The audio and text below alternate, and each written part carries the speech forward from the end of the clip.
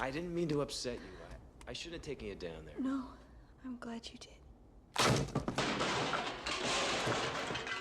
Steel. Well, what's wrong with this picture? Jenna, join me for dinner. You start at one end, I'll start at the other. And when we get to the middle, well, you tell me. All right, Steel. No, Balto.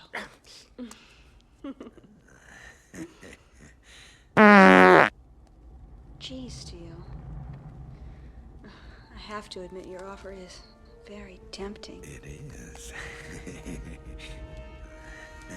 These days, I prefer my meat cooked. Come on, let's go! What's all the noise? I think it's over here. Jenna, come on.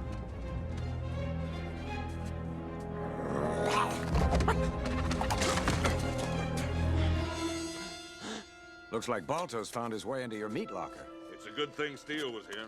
Good boy, Steele. You've earned these.